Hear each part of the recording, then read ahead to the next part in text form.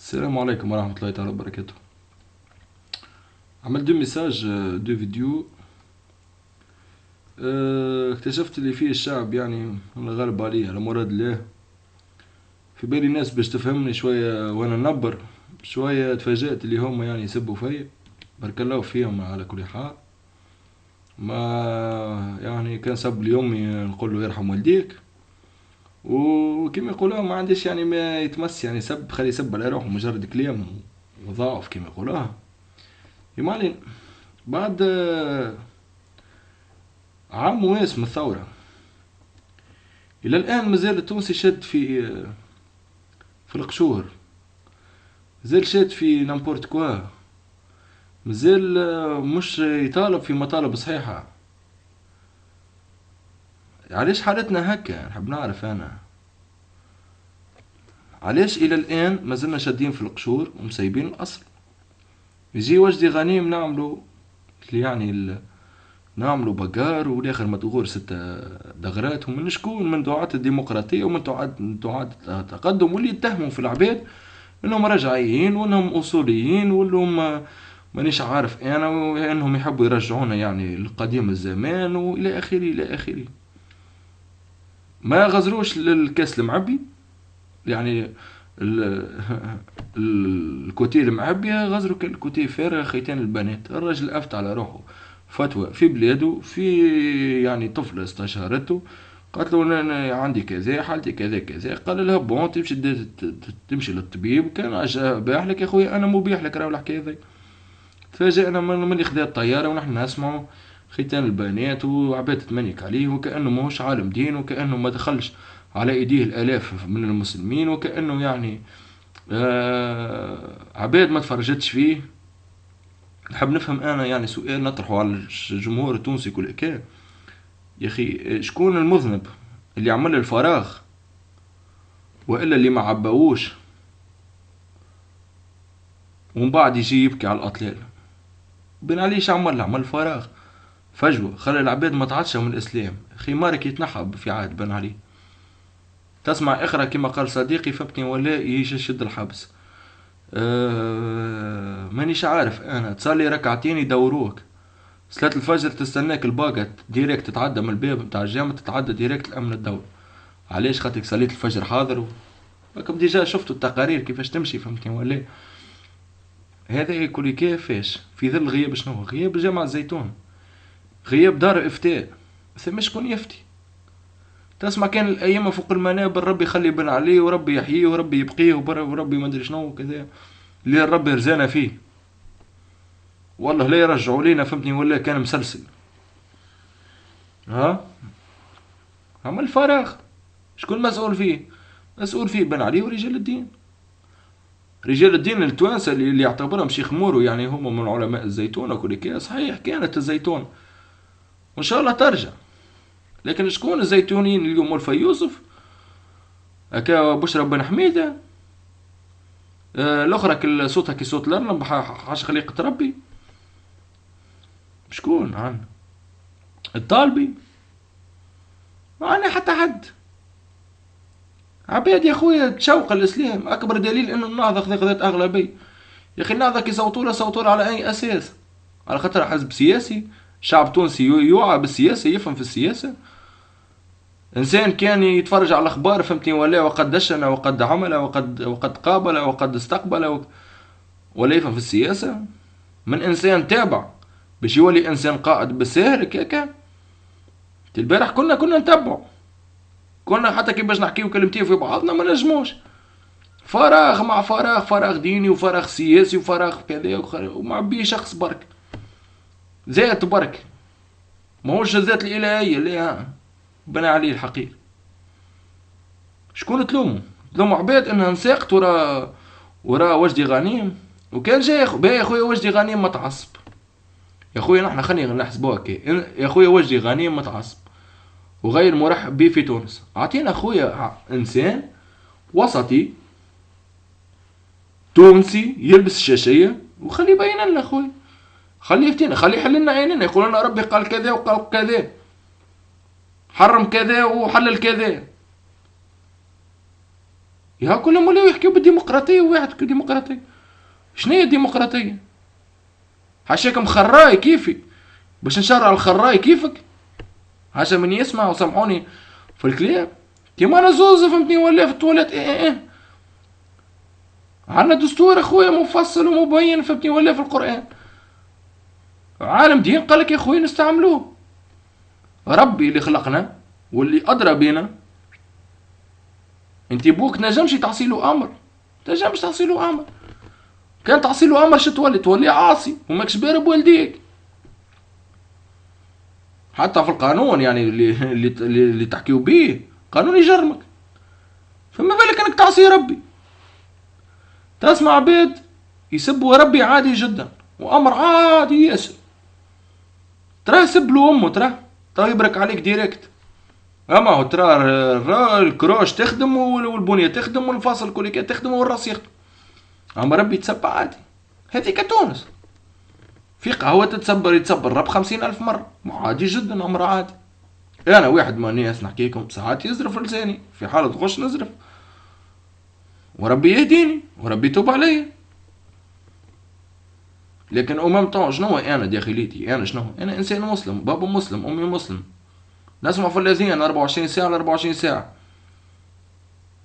وامي تحل القرآن الصباح لاباس، نعرف شوية أحاديث، نعرف آيات قرآنية، حافظ جزء عام. شنو كافر أنا؟ ماني مسلم. علاش يا خويا قضية الإسلام تو تثير؟ يا خويا كان جيتني يا علماني وقلت لي راهو مش وقته، يا خويا نحكي معاك نعطيك وذن نقول لك يا خويا معاك في الحكاية هذي ماهوش وقته. إثارة حكايات في جو وعقليات كيما أنا كي نعطيك وذن يا خويا مش وقته. تجي تقول لي يا خويا فما غيره، نعطيك وذني برا جيب غيره مش مشكل. اما تقول لي ليه ما نجيبوهوش ونقصوا له رقبته، هذا طهار وهذا ريق، هذا ريق بارد. هذا تعرف شنو تعمل؟ انت قاعد تحط في وحدك في العصا في العجل. انت تحكي بالديمقراطيه، الديمقراطيه شنو هي ديمقراطيه؟ كما هو احترام الاقليه للاغلبيه والاغلبيه تحترم الاقليه. هالمسلمين هذوما شنو؟ اغلبيه يتقسموا على فئات، واحد جهادي واحد سلفي واحد ما نعرف شنو يتبوبت لا. لكن شنو هي النية؟ النية انه يعبد ربي. يا اخي الجهاد فما الاف من نوع متاع الجهاد، من جهاد النفس حتى جهاد الحرب. يا اخي شنو انت واحد قعد حياة كامل حياة عمره يجاهد في شكون؟ في ولديه، يجاهد على صغاره، يجاهد في الحرب، يجاهد في نفيست ويغلب في الشيطان. كيما هو جهاد فيها ابواب.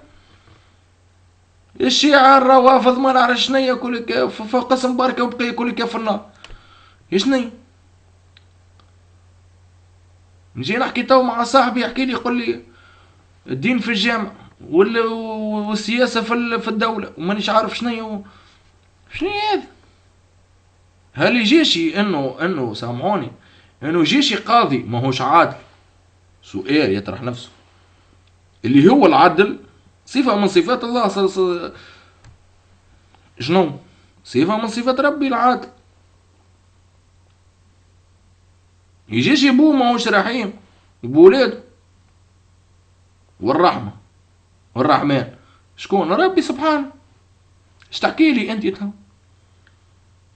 هذه قضايا، راهي قضايا مفصول فيها، ما فيهاش نقاش، ما نحكيوش عليها. وجدي غنيم افتى فتوى في بلاده على كمعين علاش تعموا فيه.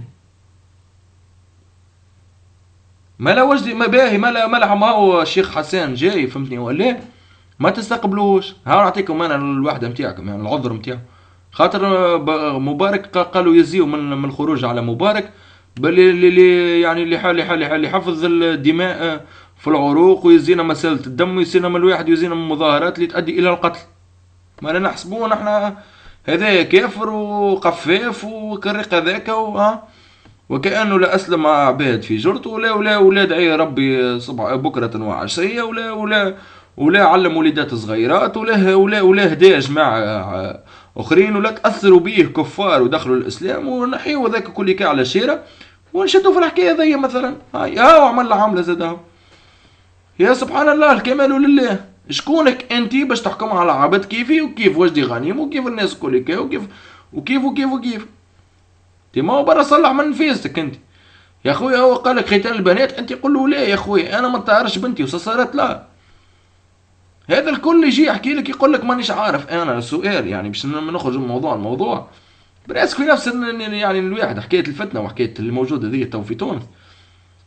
النهضة عملت، النهضة دارت، النهضة قتلت، النهضة ضربت، النهضة ما ندري شنو، وعدنا إلى زمن بن علي. يا سبحان الله. وكان الشعب التونسي جاء مريقل في مخه ومخه نظيف ويحسبها هكا، احسبوها هكا بربي احسبوها هكا.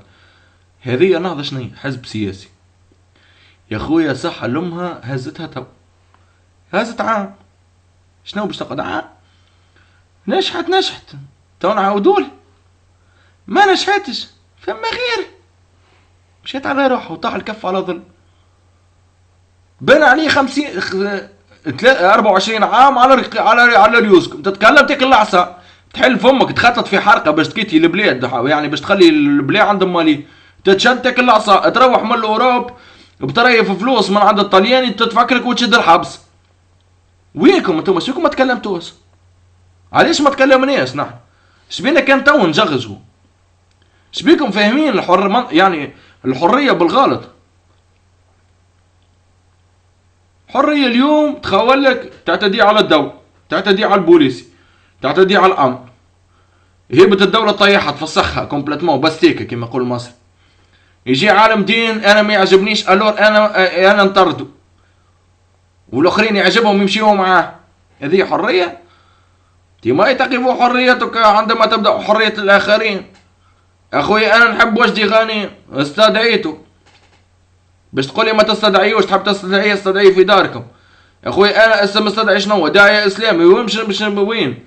في بيت الاسلام. بيت ربي وين؟ بيت ربي هي الجامعة. وانا شو باش نحكي في الجامعة؟ باش نحكي على اللواط وباش نحكي على الزنا وباش نحكي على الواحد وباش نشد طفلة غاديك وباش نمشي نعمل سكر انا في الجامعة؟ ليه؟ بس نمشي نسمع ذكر ربي غاديك. الراجل شنو يحكي لك؟ جاء محاضرات وكل على شنو؟ على قضية تمييع الشباب وقضية تبديل الاسماء. قال لك طفله عاري يعني قول لها سبورتيف. كيفاش تقول تسبنا في السبورتيفات نتاعنا؟ شكون السبورتيفه نتاعكم؟ السبورتيفه نتاعها ما يكحلش عليها عالم كامل. ماهوش يكحل عليها عالم كامل. وكيفاش شاد شعرها وكيفاش واحد وكيفاش زدرها نافر وكيفاش يا اخي ولينا نتشرفوا بالحكايات هذيا. سبورتيف يا خويا لازم تلبس بنطلون تدعين عادي جدا ولا تلعب فيه سبور جمله. شنو باش يربحنا؟ فهمني؟ المرأة شكوني المرأة؟ تحكيو على مرأة ضربتين قضية مرأة وقضية مرأة وما مرأة. هي المرأة شكوني؟ تي امي المرأة اللي بوص لها في جبينها وبوص لها في يديها كلها. المرأة شكون؟ الأستاذة متاعي. المرأة شكوني؟ مرتي، أختي. هذه هي المرأة. المرأة اللي تجيب لك شطر المجتمع وتربي لك شطر الآخر. هذا هي المرأة. المرأة اللي ربي باللي كرمها اجعل الجنة من تحت أقدامها. سبحان الله يا أخي. توما ولا يا أخي الرجال ولا تو تخمم مع نساء أكثر من نساء. الرا في نساء أنا قايمين على الدين يقول لك يا خويا والنعمة بالله والحمد لله يا خويا عايشين مستورين نعمدوا ربي على كل قد ما ناكلوه وجاونا به. ولا يا خويا وكي يبدا زوجي راضي عليا وبابا راضي عليا واخويا راضي عليا هذيك عندي انا الفوز والفلاح. والاخر تقول لك حرية المرأة. فاش حرية المرأة؟ في عهرها تجيب صغار تحت الحيط في الاخر طلعوا لي لقيت ومن لقيت فهمتني ولا يولي لي مجرم لا بو لا شيء ويمشي لي المسامح كريم نقعد نتفرج عليه كيفاش والاخرين يبكيوا. علاش نوصل انا المسامح كريم في اخر حلقة؟ المرأة وين مكانها؟ وين مكانها؟ يا ربي اللي جعله في المرأة ما جعلوش في الراجل. المرأة قبل الولادة بدقيقة تشق لها زدرة وسامحوني في الكلمة ما طلعش حليب. ربي سبحانه كل ولادة ينفخ لها في ذراعها على حليب، بمجرد انها ترى ولدها حنية ذيك تخرج حليب. معناش احنا رجال الشيء ذا، هي خير منا المرأة. المرأة ربي كرمها، اول مجاهدة في الحرب هي امرأة، اول من استشهد امرأة. أمنا عائشة رضي الله عنها كي عاشت بعد الرسول 40 عام، كانت أكبر مدرسة في الطب النبوي في الأحاديث في الواحد تقول معايا في الإسناد في الواحد، عالمة في الدين وفي المدرسة النبوية. مدرسة نبوية كاملة حلتها أمنا عائشة. ما زلتوا تحبوا أكثر من هكا؟ مش ما زلتوا؟ الطيارة وسقطه، التراو وسقطه، الكرب وسقطه، الكيوسك وخدمته. وين تحبوا اكثر من هكا حريه المراه؟ نحب نعرف، خاطر كانوا باش نديباسيو كاين نولي حريه المراه خويا، فهمتني ولا تولي اوبليغاتوار عليها، فهمتني ولا تجي هي تخطب الراجل وهي تخدم على الراجل، وحريه زادنا احنا حتى نحن بصراحه. كيما نسيت طيب الطالب في المساواة في الإرث، فهمتني ولا اللي هو في القرآن أغلب الحالات هي مساواة، فهمتني ولا وقليل وتاخذ ثمن إلى آخره إلى آخره، وما ندخلوش في التشريعات الإسلامية. هي خويا حتى نحن تو باش نوليو نعملوا مساواة بين الجنسين. يا رجال نحن رجال باش نخرجوا خويا باش نعملوا مظاهرة. نحبوا يا خويا المرأة تجي تخطبنا والمرأة تبني لنا الدار. مر شنو كان أنا نبني دار ولا أنا نبني دار وأنت تبني دار؟ أنا نبني دار نتاع شتاء وأنت تعمل دار صيف، وأنت تجي تخطبني وأنا فهمني. هذا يقول لك وأنا بعتلي مش مشكلة تروني نجيب الصغار يزيونا عاد يزيونا عاد. اليوم قامت ثورة، علاش قامت ثورة؟ على الدين ديال ربي من قديم الزمان المسلمين. صحيح طاح عمل شيوت الاسلام في تونس مش متفاهمين، اما باللي يكون قعدنا مسلمين ما تبدل شيء. عباد شدت حباس تخرج من الحبس الله اكبر تعاود ترجع نفس العاده، ذيك ديال ربي. حاجه اقوى منها، حاجه العقيده اقوى منه. كانت مسكنا بعقيدتنا راي فلسطين اليوم متحرر، رغم ما ثماش حاجه اسمها اسرائيل وما ثماش حاجه اسمها دوله بني صهيون، وراي الشيشان مريقله ورانا لاباس علينا، ولا ثم مجاعه في الصومال ولا السودان تقسمت في زوز، وكان جينا مثبتين في ديننا. اليهودي اللي تقاه في شو اسمه الباباس هذوك نهار لحد تقاه هكا باباسه وعباد تمشي تصلي عليه مسكين في دينهم متطورين. عباد تخدم تعرف وقتاش يلزمها تصلي، وقتاش يلزمها تخدم، وقتاش يلزمها تعطي منحياتها لصغارها، وقتاش يلزمها تصيب صغارها يعوموا في بحرهم وكل هكا. اما نحن شنو؟ كل جيب عشاك اصرف ما في الجيب ياتيك ما في الغيبتي. ما هذه عقليتنا نحن، مش هذه عقليتنا، هذه عقليتنا.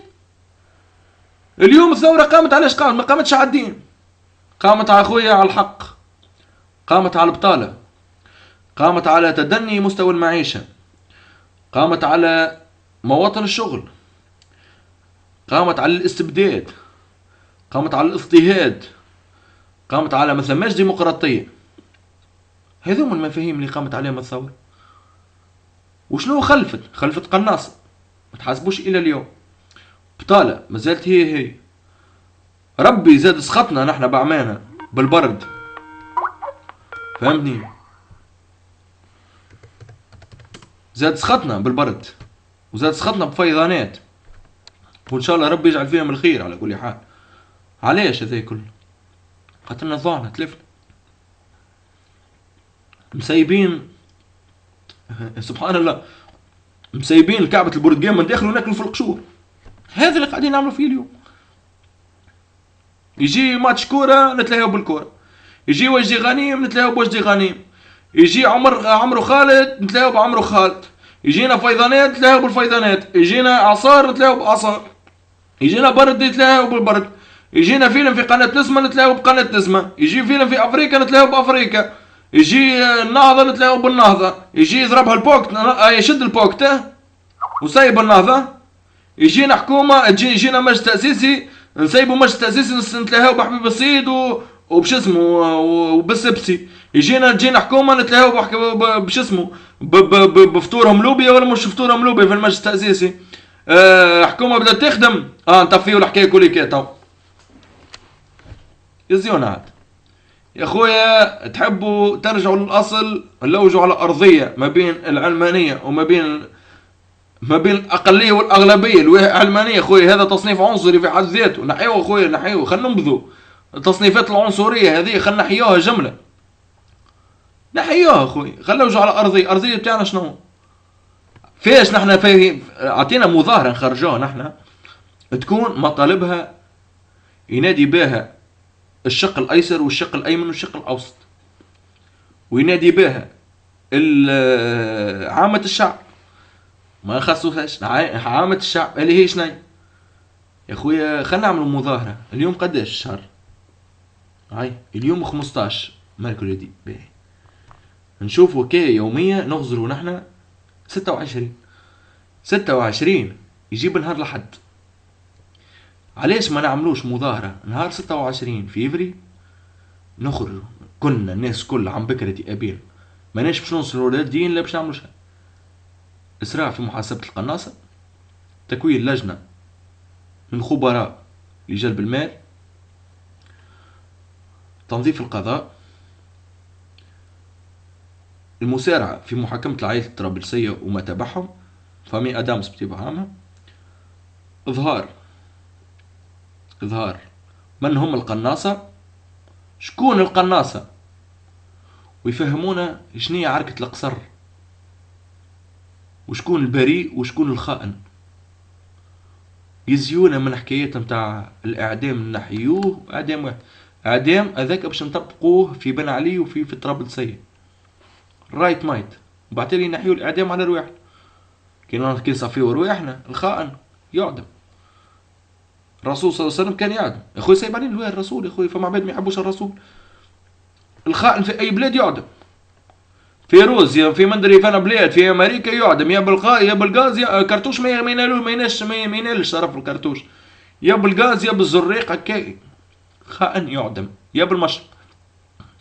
بعد اللي تو نحكي هاني دعيتكم انا نهار 26 نهار احد، لا باش نضروا باقتصاد لا باش نضروا بشيء، نعملوا خويا وقفه احتجاجيه تمتد من 9 متاع الصباح لما ساعه متاع العشيه، ساعة يعني ساعة بعد نص النهار، 5 سويعات ما تلمينا وما عملنا، وصلت للذروة متاعنا وقدمنا مطالب ونروح على رواحنا فقط. اللي باش يعارض الوقفة هذيا يا خويا مش تونسي. حاجة أخرى نطالبوها بكشف الجواسيس، على خاطر اللي قاعد يحدث في تونس ماهوش بفعل، ماهوش هكاكا يعني سبهلله. اللي قاعد يحدث في تونس اليوم راهو بالرسمي تدخل خارجي، راهو بالرسمي. خاطر انا وانتي كنا كي نقعدوا في القهوه نقعدوا مريقلين نحكي في اي موضوع جونا به. اليوم فما ان ما تغير شيء، نفس العقول ونفس اللبسه ونفس الديكور ونفس الدنيا كلها ونفس القهاوي اللي نقعدوا فيها. فما حاجه دخلت بيني وبين، لازمنا نعرفوها شنو هي هذيك. جواسيس يضربوا ويسرعوا في تونس، واسرائيل تعترف مغاديك، وكيانات داخله فينا، وكي جي بي واف بي اي وامريكا. يا خويا نحن نطالبوا مطالبنا ذي شنو قناصة. يا خويا حاكموهمنا محاكمة عاجلة، يا خويا من حقنا ان نحاكموا عبد باش يطلق مرته يقول له قضية استعجالية. يا خويا نحبوها قضايا استعجالية حتى نحن. مال المخلوع، محاسبة كل ضالع في الفساد قبل، والتعجيلة ديما التعجيلة. فامي ادامس تتحاسب وفيسع فيسع باش يصدروا فيها برقيات تفتيش دولية قوية باش نجموا نجيبوه وفلوسنا. السلام عليكم ورحمة الله تعالى وبركاته. ان شاء الله مطولتش عليكم.